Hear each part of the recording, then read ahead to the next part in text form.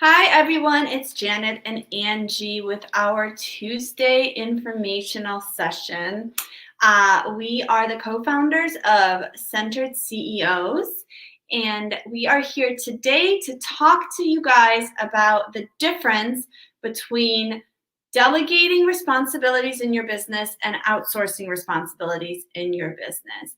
Angie and I are multiple time business owners, and we are really passionate about helping small businesses elevate their brand, learn to delegate responsibilities, and replicate successful outcomes in everything that they do. And our mission is to help 10,000 small business owners grow and scale successful businesses.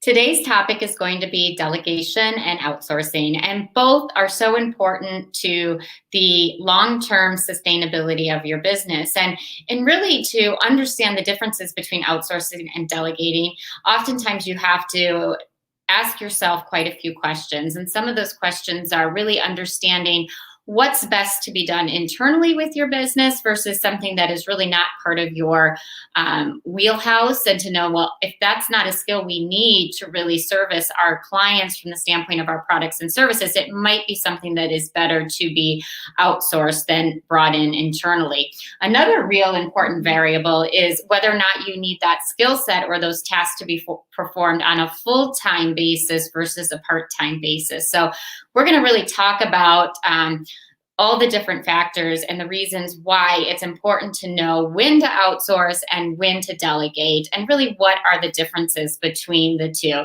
And there was a study conducted by Deloitte in 2018, and really one of the number one reasons why companies, large and small, choose to outsource is to control costs. And if you guys have questions, please drop us questions and comments. If you're watching on the replay, comment #replay.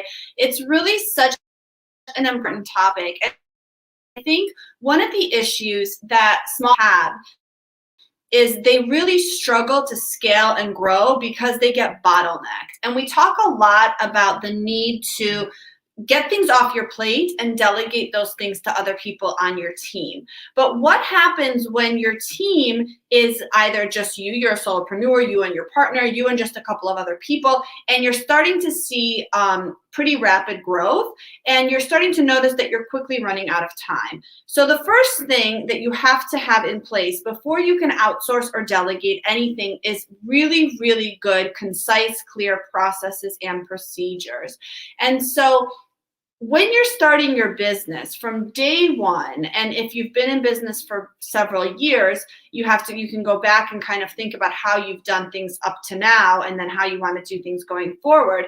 But it's super important to learn to create very, very streamlined, clear, and concise processes and procedures for your business.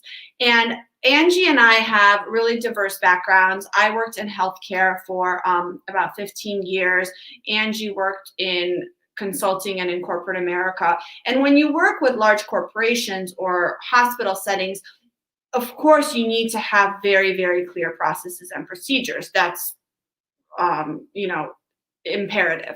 But when you're starting your business, a lot of us get busy and sidetracked, and we're so entrenched in the day-to-day running of the business that it's hard to kind of step back and say, okay, I need to write all this down. And so how many of us really are like, well, how do you do this? Well, I just do it, And Angie and I have this conversation all the time because there's things that we still have not gotten to in our travel business, for example, that really should be a process and procedure. Mm-hmm. And we talk all the time about, okay, well, what happens if one of us can't service the clients, or what happens if one of us gets sick, or what happens if one of us goes on vacation, and there is no written down policy and procedure, and you get stuck. Right? And how can you outsource something or delegate something if you don't know how to do it properly? Correct.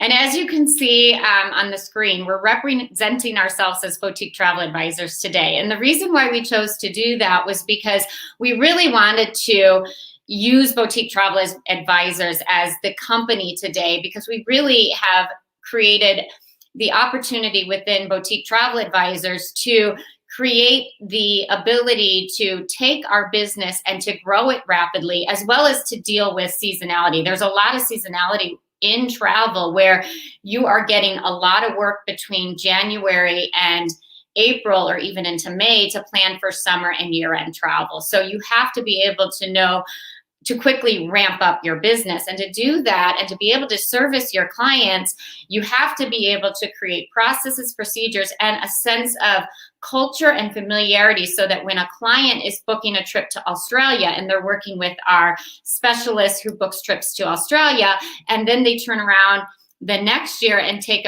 a trip to Europe and they're working with another advisor, they're able to create that journey working with another advisor, but they still feel as though it's branded to boutique travel advisors. So we use that as an example of, we're going to really focus on using examples that have worked within our travel business to really say these are things that any business ought to be applying. One of the things when you first start outsourcing, it's really scary. You worry about the cost and you worry about the commitment of delegating and training and the perception that your client may have, to the extent that your client is used to working directly with you as the business owner. But at some point, you have to sort of pass that baton to someone else in your business in order to service more clients. And you have to create that quality control, those measures to ensure that each client in your business is getting the same experience, regardless of whether they're interfacing with you as the business owner or with one of your employees. And in instances where, there are businesses who outsource sales or they outsource telecommunications or customer service, you want to still have a set of instructions, have a process so that there's that familiarity with working with your company, regardless of who the person is servicing on behalf of the company. So that's really important to establish those processes and procedures. And when you delegate to employees or when you outsource to a third party. Yeah, and it's interesting because when you're just kind of growing your business, starting your business, scaling your business, certain things come naturally and certain things are trial and error, right? So you might try 3, 4, 5 different ways of communicating with clients before you find the right way. You might try, different programs or different softwares or different CRM systems before you find the right one. And so you don't necessarily have to create the process and procedure until you find what works in your business, but it's super important to keep track and have notes when you are doing the trial and error stuff of why something didn't work, or when you do finally come up with a process, why you chose that specific process. Because if you fast forward a year, 2 years, 3 years from now, you might need to make changes in your business and you might not remember necessarily why you chose to go with this system or why you chose to, go with this software. And it's really important to be able to have something to reflect back on and to have notes that you can reference. And I'm a big proponent of flowcharts. I love flowcharts because I think that they're really easy to follow. And I think a flowchart is goes really well and complements a video. So for example, if you are creating a process and procedure based on your customer journey map of how your client goes from a prospective client to a loyal ambassador, right? So they enter your funnel maybe by visiting your website. So that's step one. They find you, they Google you online, they find your website, they go through your website, through your buyer's journey, and then they maybe will send you an email. So the process really needs to start. For a lot of companies, they think it needs to start when they receive that first point of contact, but really the process should start before. How does your client or prospective client find you? What are the likely steps that they're going to take before they ever contact you? And how do you bring them into your funnel if they're not 100% ready to be now buyers, if they're not 100% ready to make a purchase from you, but they're interested in getting more information? So creating that process of, okay, the prospective client sees our website, they download our lead magnet, they enter a drip campaign, and then we nurture them through this drip campaign. What does that process look like? How many emails are you going to send? How often are those emails going to be sent? Who is going to be in charge of writing the copy for those emails? Who's going to be in charge of monitoring the responses to those emails? All of those little things are super, super important to have written down and to have streamlined and organized, because otherwise you spend all this time and all this money, and we see this every day with businesses that spend thousands and thousands of dollars on developing a beautiful website, creating beautiful brand persona maybe on social media, and they don't really have a way to bring people in, and they don't really know what to do with those clients once they're kind of in their system, right? So there's a big hole or a gap between bringing people in to your website and then having them become loyal customers. So when you know that you have this process and you know that it's working or not working, clearly to really delegate and to outsource, you need that process to be working. And a lot of people have employees already in place and they don't have these systems as of yet. So when you're doing additional onboarding associated with continued growth, using your existing employees to help create the process that is necessary in order to delegate even further is also key, because having your employees prepare the processes and you evaluating the process to see if there's consistencies or lack of consistencies allows you to create a process that is going to be transferable to other employees. And when you delegate internally versus externally, there's still this opportunity to create processes and to really explain to the person that you're outsourcing this is kind of the protocol that we follow. And clearly when someone's an employee or someone that's working for you on a third party, those are different relationships. I mean, you're not managing somebody who's a third party provider versus someone who's internally, and there's an employee relationship. So it's really important to understand the differences between the ability to manage an employee and the fact that when you outsource, it's more of this is the scope of work and this is the service that you provide us. So I think it's important. Let's really focus on outsourcing and what you outsource versus what you bring in, and some of the key factors. I mean, I can think of 3 or 4 key factors, and one being that it's really important to know what that's going to cost you and what you're getting in return. So if you are outsourcing digital marketing or you're outsourcing content, because that's not a strength within your business and it's not a core task to delivering the services and products. But as we all know, especially those with online businesses, or you have some sort of platform that's online, you have to have some expertise in advertising online or understanding the drip campaign, which uses technology. And obviously with scaling, technology and automation is essential to productivity. So if those are not things that are key to your business, but are important to your business, meaning once you get that automation in place, you can kind of utilize that automation. But if your business requires a lot of content, it requires a lot of different types of advertising to different types of people, because you have an array of different products and services, you might bring it in-house. Versus if you know that you just need that expertise on a periodical basis, not on a full-time basis, you are going to outsource that because you're going to get better value for that cost. You're going to be able to pay for it on an as-needed basis, which is less expensive than having someone do it in-house. And you're also going to be able to hire someone that truly has that expertise. And it's not someone who's trying to build that expertise because, yes, it's important to the business and it's not a prior expertise that's in-house, so we're bringing it in-house. That's not always the smartest thing to do, because then you don't have someone who truly is up to date, aware, and trained in that sort of expertise. Yeah, and we delegate a lot, and we also outsource quite a bit. So like Angie mentioned, you don't need to have everything in-house in your business in order to have a successful business and in order to grow and scale.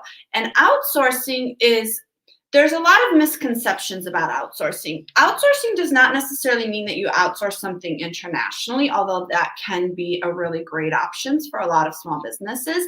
Outsourcing can mean that you find a company that perhaps you form a joint venture with. So maybe you specialize in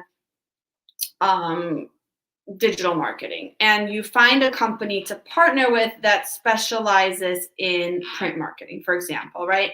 And you can outsource your print marketing to the company that specializes in print marketing, and then maybe you have a joint venture where they refer or outsource their digital marketing to your brand. So outsourcing can be, or actually a very close relationship. It could be a company that has a very similar, is in a similar industry, but has a very different niche from what you have.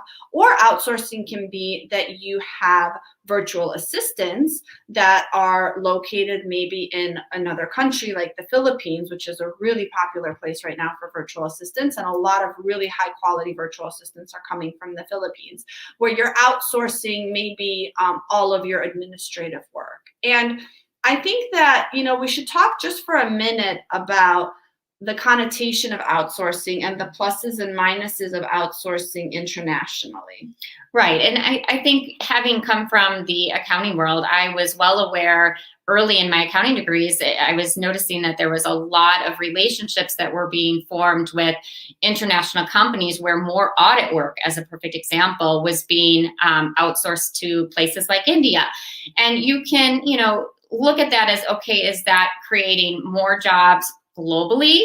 Or you can focus on, the loss of jobs in the US when things are outsourced. Or you can look at the opportunity to create new types of jobs in the US, because in lieu of doing that audit work, does it create other opportunities for what work can be done in-house, or the diversification that allows one company to do when they're able to outsource some work and create a position that allows for more contact with the client, where locality is more of a playing factor.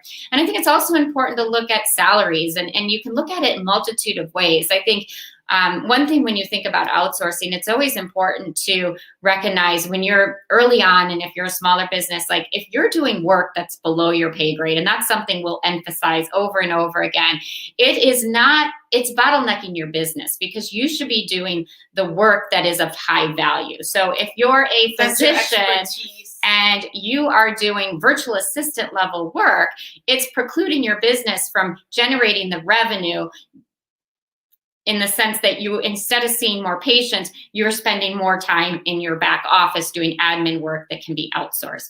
So thinking of it from the standpoint of what is the value of anyone's time, your time, and the person that's working for you. And that transcends to the virtual assistant that you might be employing from an overseas country. And to the extent that you are able to give them a market rate that's 2, 3, if not 4 times higher than what they would be paid, finding a job, if a job's even available to them in their own country. Or think of it from the standpoint of the flexibility. If a virtual assistant is able to, either the computer is paid for by a virtual assistant type company that they're working for, but it also allows them to make more money, and they also have the flexibility of perhaps working from home versus working in a factory or away from their families. It really creates this global opportunity to create different types of work and careers for people all over the world. So I think it's important to recognize the benefits. There's a lot of benefits actually to virtual assistant work. And, Angie and I are really passionate about international philanthropy. And obviously we have a travel business. And so we've traveled extensively all over the world.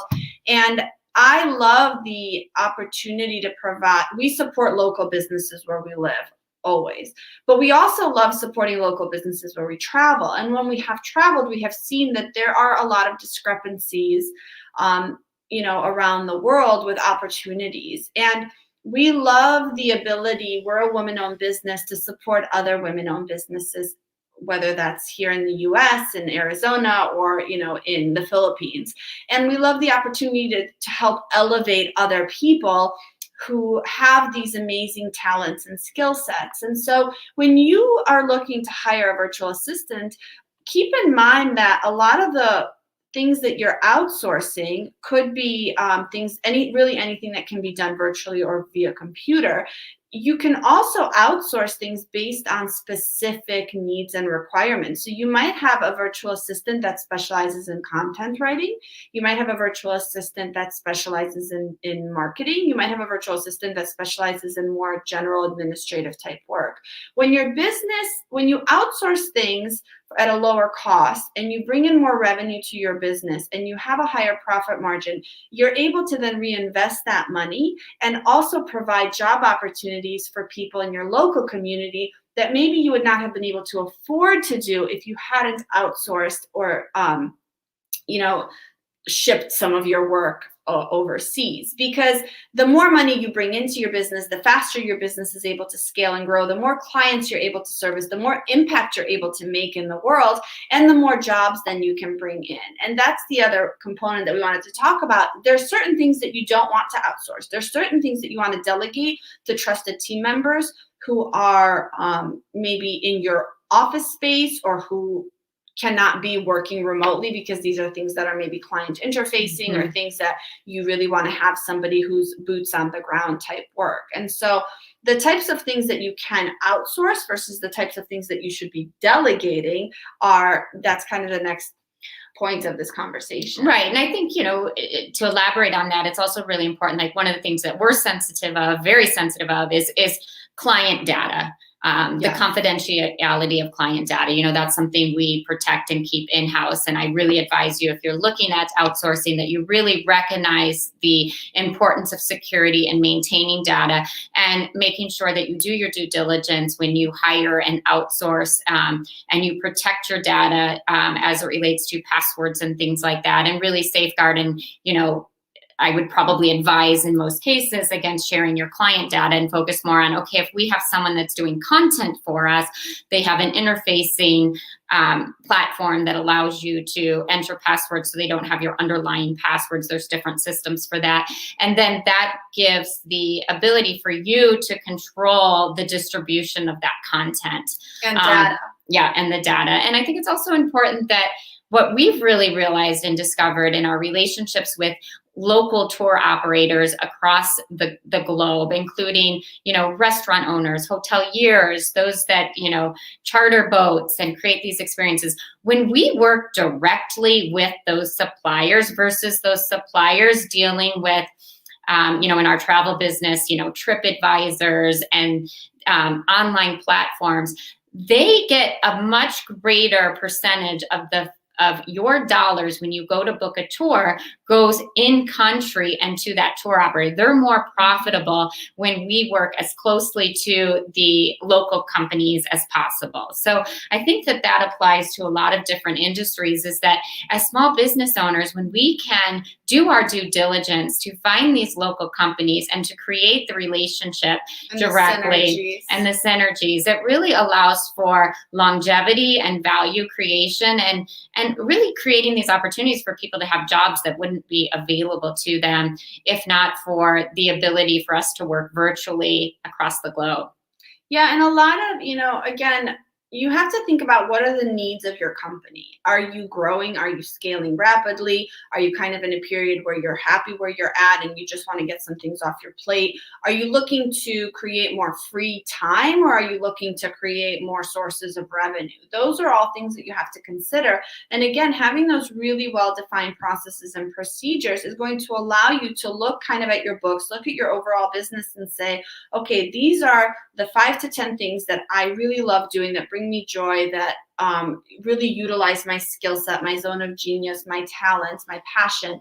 These are the things I want to keep doing. And then everything else that's on your plate, look at those items and say to yourself, what would it cost me to delegate that to a team member or to outsource that to maybe another company or a joint venture partner? And what is the ROI on that? So what am I getting in return? And the ROI might not always be financial. The ROI might be building goodwill in your community. The ROI might be building joint venture relationships that will be mutually beneficial for years to come. The ROI might just simply be more free time to spend with your family and to do the things you love to do. If you can hire a virtual assistant, for example, to do some really easy, light bookkeeping at, $8 an hour, and you've now freed up 10 hours a week, what can you do with those extra 10 hours a week or 5 hours a week? If you have now outsourced that, you can probably spend quite a bit of time on your mental health and well-being. You can spend more time on finding the right team members locally to add to your team, to delegate to, and you can also probably find time to attract more ideal clients and to focus on growing your business big picture versus sitting there for hours and hours, maybe doing bookkeeping or whatever other types of items you want to outsource. And there's also the flip side of that, Janet, is being careful of doing things that are outside your expertise that's actually could be worth a higher hourly rate than your own. And I would put attorneys in that category. I would put accountants and sometimes bookkeepers in that category. I mean, I think there's different types of bookkeeping versus data entry versus, preparing financials and things like that. So when you are performing tasks, and we've fallen into this trap when it comes to reading contracts, and where I find like, okay, this requires a phone call to our attorney and let the attorney make the modifications, give us the recommendations. It's not something that I should be spending hours and hours doing independently because it's not my expertise. Yes, I'm familiar with contracts, so I can read them, and a lot of times I can see the areas of concern and I can address them and really allow my attorney to have good solid feedback so that when I do turn over that task to our accountant or attorney in this case, they're able to, it's not going to cost us as much money because we've done some of the legwork. So I do advise, like, if there's something that you are going to outsource, if you can outsource it in a way that you organize it and you really do spend time on it so that you can give some direction. So it's not this back and forth, which can be very costly when you're working with attorneys and accountants that bill by the hour. So organize your thoughts, figure out what it is you need the attorney or accountant to do. And they will, part of the process will then be for them to determine if there's anything else and for them to provide their expertise. You don't want to go in necessarily saying, okay, this is what I need. That's part of their job. And sort of the beauty with outsourcing is remember who you're outsourcing, whether it's a virtual assistant or a financial advisor, they have their expertise. So be willing to listen to them and to get that guidance so that you can mutually agree to what tasks are being performed on behalf of the benefit of your business. Yeah, it's such a great, all of this is so important as you grow and scale your business. And it doesn't matter if you've been in business for 5 days or 5 years or 10 years. These are issues that are going to come up over and over and over again in your business. And there's going to be, the needs in your business are going to change. But it's really important to remember that sometimes if you choose to not delegate or you choose to not outsource and you choose to take extra work on, that's outside your zone of genius, outside your expertise, you could actually end up costing yourself quite a bit of money and costing your business quite a bit of money, not to mention the time. Because if you decide to kind of save some money and not hire an attorney to look over a legal contract, that could actually end up costing you. You might save a couple $1,000s, but it could cost you thousands of dollars down the road in error. Same thing with accounting. You choose to do some, not to ask your accountant because he's billing you by the hour for some advice, and you make a very costly error. So be very, very careful with the things that you choose to keep in-house, the things you choose to do yourself versus the things that really should be outsourced and where you need to get an expert opinion, and who are you hiring to make those decisions. We talked a lot about, hiring a great virtual assistant, in the Philippines, for example, but there are things that you certainly would not want to outsource to that virtual assistant. There are things that you will want to actually do the opposite and spend quite a bit more money to hire the best attorney if you're going to do contracts, for example, who specialize in contract law, or the best accounting firm if you're doing a merger and acquisition who's going to be able to really look at the books. Those are things where you want to spend more money. So be very careful about areas in your business where you should be saving money and areas in your business where you should definitely not be looking at the cost savings, where you should be looking at the big picture long term. Right. And a perfect example would be like, let's envision that there's this need to really for marketing. Let's say you're lacking marketing in your business and you think, wow, I should bring someone in-house to do that marketing because it's such a void in our business and we need to do more marketing. And you kind of weigh, do I want to bring someone on full time? Or is it better to outsource? And there's so many variables to consider, but some things to consider is you might have a marketing company come to you and say, you know what, that's going to cost $60,000. Okay, that seems like a lot of money. But then they can break that down to determine what do you really get for that $60,000 investment. Or you can say, okay, we're going to bring on a seasoned marketer and that person is going to demand $60,000. But if that seasoned marketer doesn't have the expertise that is part of that $60,000 package, let's say, you know what, I'm a great marketer, but I have no digital marketing experience, or I'm a great marketer, but you know what, I haven't done a lot of television advertising, and that's something that's important to you. Whereas if you were to spend that $60,000 in a full service arrangement with a marketing agency, you're getting a team. You're not just getting one person for that $60,000. You're getting an entire team, and not just that, but you're also getting access to all of their technology, to all of the different licensing programs that they already have in house that you would then, if you hired somebody, have to pay for. So your $60,000 plus benefits and time off is now $80,000, $90,000, $100,000. Right, and it's a risky decision. I mean, it's not something that you don't have a crystal ball to say, do I bring someone on board full time, or do I outsource it? And I think that you really have to align, like, is that someone I need full time? Is it someone I need to manage? Is it something that needs to be part of our internal culture versus something that outsourced, because you're requiring a variety of expertise that can be provided and bundled into an agency type agreement. And I think bottom line, we're all going to reassess the performance, which is going to be key. If you bring in that quote unquote seasoned marketing expert, but they lack certain expertise and they're full time, do you even have truly full time work for them? Or is it going to end up being that you're going to find out that you have to outsource on top of that marketing person because of the lack of expertise? Versus if you had outsourced it, and yes, it's $60,000, but if you're able to generate massively more revenue and the ROI is significantly higher versus that in-house person, maybe, yes, you get some value, but it's not exponentially as high as had you outsourced. We're talking the same cost in this example, but because the expertise is so different, the likelihood of the money spent in an area where you're getting more expertise, you're probably going to see a higher ROI. So you have to obviously, how do you measure that ROI? Look at the measurement of that ROI, and it's a function of time. It's a function of cost. It's a function of how it impacts your business internally and externally. How does it impact your revenue? How does it impact your bottom line? So what are your KPIs? What are your key performance indicators? Who's managing that person? You know, when you bring a person in-house, you now are also responsible for managing that person and managing not just their performance, but all of the other things that come with bringing somebody onto your team versus when you outsource something to a professional company that has a very, very specific niche. They're managing their team. They're doing their hiring. And yes, absolutely. All the costs. So it's not just the $60,000 salary. It's their benefits. It's the risk of turnover. If we find out like, wow, they weren't the right person, now you're reinventing the wheel. And so I think it's important to really recognize that there's all the ripple effect of the decision on whether to bring someone on board versus making the decision to outsource the work instead. And I think one of the factors that, and Janet, you and I have had this opportunity quite a bit in our businesses where we've hired coaches and experts, and guess what? You make that investment, you learn from them.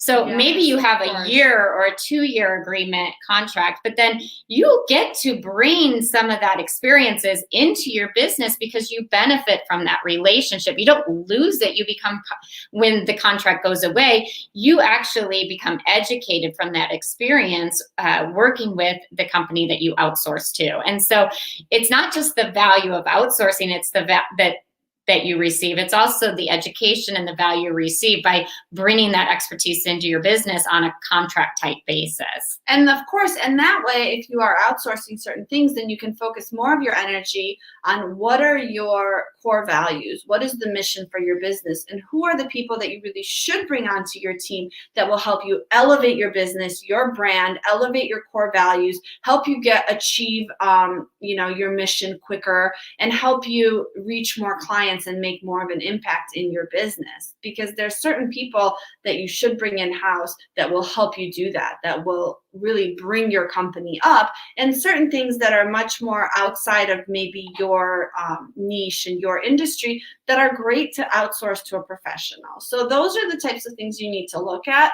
But I think the key takeaways is before you outsource anything, make sure that you have processes and procedures in place for all the areas of your business. Take a look at all of the different components in your business and all the different things that you're doing and that your team members are doing, and look at, is everyone truly doing the work that they can do best? Is everyone doing the work that they have their expertise in? Is everyone doing the work that is at their pay grade, so not too far above their pay grade where they could make mistakes that would be really costly, and not below their pay grade where it's something that you could outsource, for a much lower rate that you have somebody that you're paying a full-time salary to doing. So really maximizing what everyone's job descriptions are, really tightening up those job descriptions, creating the processes and procedures, and then looking at what things need to be outsourced and delegated. Yeah, and I also think, when you're making this decision and it's your first time really experiencing outsource, it's really important to understand the agreement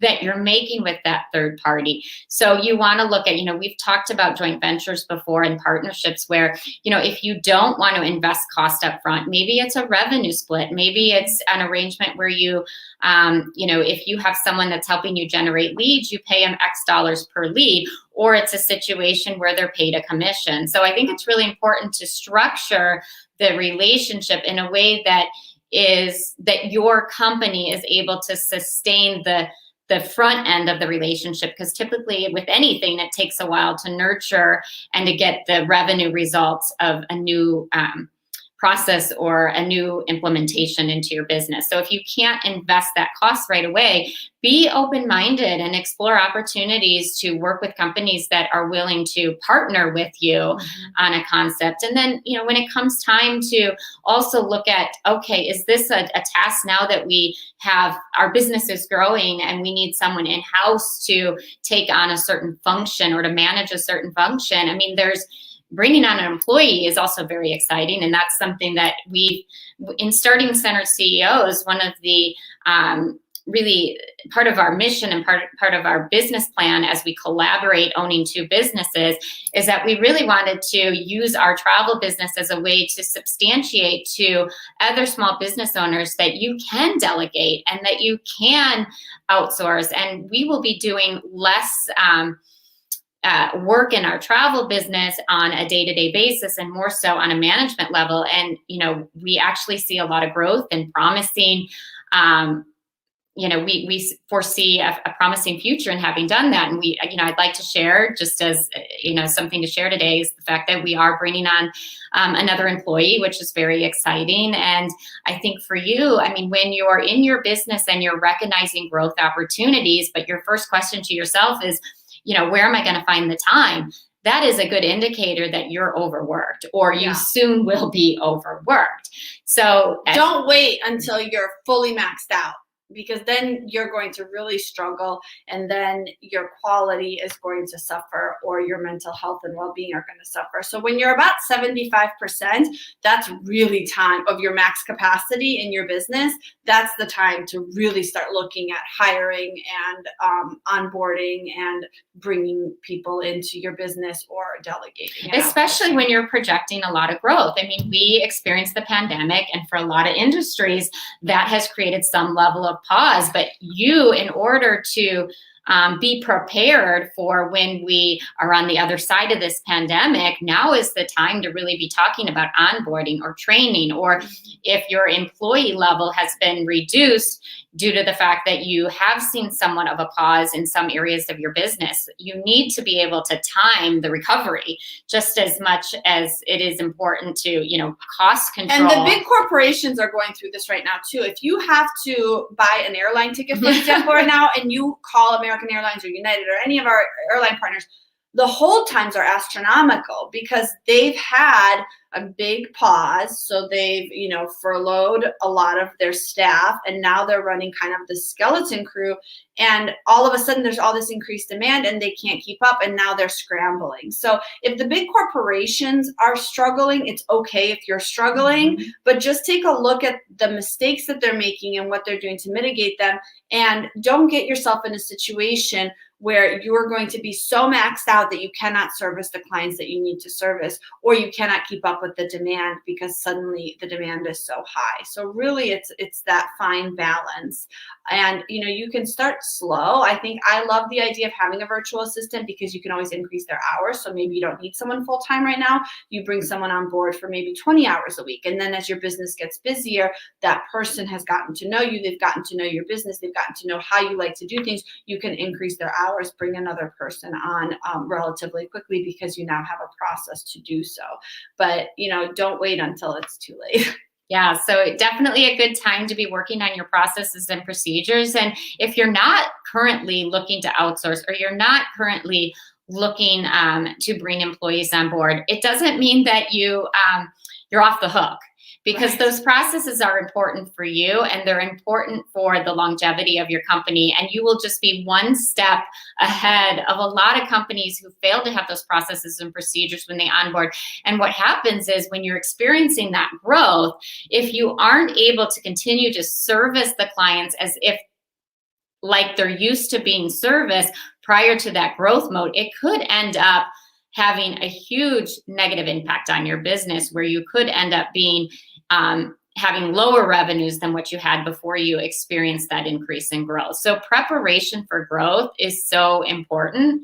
And being one step ahead of the game by having those processes and procedures in place, even if you're not quite ready to outsource or delegate and bring on employees. It's just important for you to also have processes and procedures. I mean, Janet, you and I really had a formality of how we were going to interact with our clients day one, because we wanted that consistency. We didn't want Janet to have her book of business and myself to have my book of business. We really want to be able to work with our clients and know that they can expect a similar experience working with either one of us or any of our employees. Any of our team members. Yeah. So consistency is key, and having very clear expectations. Thank you guys so much. For those of you who joined us, comment in the replay. If you're watching us in the replay, contact us if you have questions. We're always here to help. Thank you. Thank you.